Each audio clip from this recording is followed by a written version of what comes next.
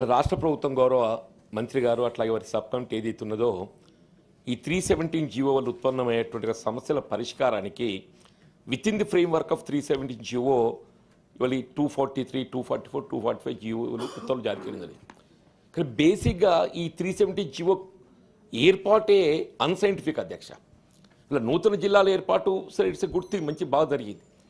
కానీ ఇది ఈ జోనల్ సిస్టమ్ ఏర్పాటు లోపల ఉదాహరణ కరీంనగర్ జిల్లాని తీసుకుంటే అది 4 జోన్లకు పోయింది. ఒకటి బాసర, రెండవది సిరిసిల్ల రాజన్న, మూడవది కాళేశ్వరం, నాలుగవది కొంత భాగం భద్రాద్రి అధ్యక్ష. ఇది కేవలం ఉద్యోగస్తులు ఉపాధ్యాయులకు పరిమితమైన అంశం కాదు. ఇది ఇలా స్టాండింగ్ ఉన్నటువంటి ఉద్యోగస్తులు ఉపాధ్యాయుల గురించి మీరు కొంత దాన్ని వెసులుబాటు ఏ విధంగా కల్పించాలో ఆలోచించారు. ఇది భావి తరాలకు విద్యార్థులకు నిరుద్యోగ యువతకు సంబంధించింది అధ్యక్ష. ఇలా ఆప్షన్లు మీరు ఎప్పుడైతే ఇవ్వడం జరిగిందో సీనియర్స్ అందరూ ఉమ్మడి జిల్లా కేంద్రాన్నే ఆప్ట్ చేసుకున్నాం. బికాజ్ అక్కడ ఫెసిలిటీస్ ఎక్కువ ఉంటాయి కాబట్టి ప్రతి ఉమ్మడి జిల్లా కేంద్రాన్ని ఎంచుకోవడం జరిగింది. దానివల్ల ఏమైపోయింది సార్, జూనియర్స్ అందరూ ఏదైతే ఉందో ఇవాళ కాళేశ్వరం లాంటి జోన్కు, భద్రాద్రికి, బాసరకు పోవడం జరిగింది.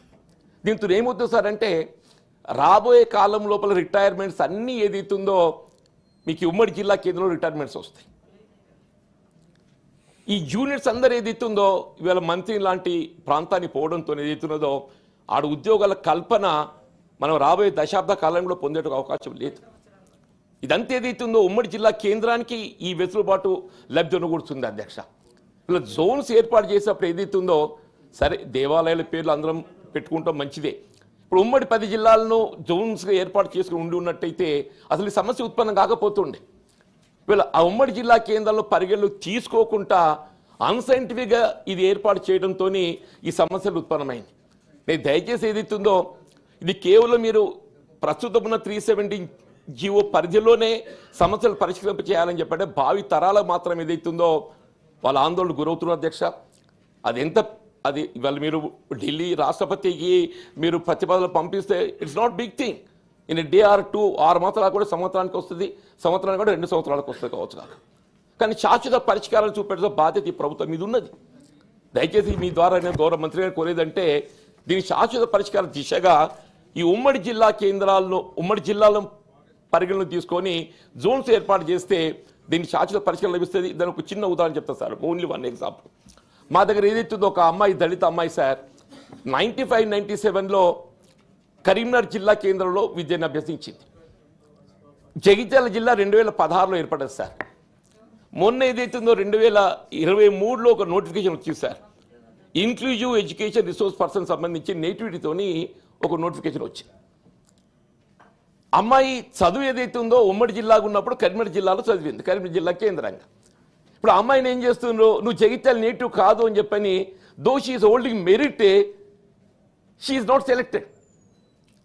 మీరు 2016 కంటే ముందు ఉమ్మడి జిల్లాలో ఎక్కడ చదివినా కానీ ఏదైతే ఉందో అది ఆ ప్రాంతంలో ఆ ఉమ్మడి జిల్లాలో ప్రతి జిల్లాకు వర్తింపచేయాలి. అమ్మాయి జేఎస్బీగా కరీంనగర్ జిల్లా కేంద్రంలో చదువుకున్నది కాబట్టి నువ్వు జగిత్యాల నేటివ్ కాదు. 2016 కంటే ముందు ఏదైతుందో అసలు జగిత్యాల జిల్లానే లేదు. అటువంటిప్పుడు ఏదైతే అమ్మాయిని ఏదైతుందో జగిత్యాల నేటివ్ కాదని చెప్పని though she holds merit she's not selected. నేను దయచేసి మీ ద్వారా గౌరవ మంత్రి గారికి ఏదైతే ప్రత్యేకంగా ఈ విజ్ఞప్తి ఇస్తున్నా సార్, నేను kindly try to do justice to particular this unemployed girl పాప. ఎందుకంటే చాలా అన్యాయం ఇప్పుడు పోస్ట్ కూడా అట్లే ఉన్నది. It's unfilled.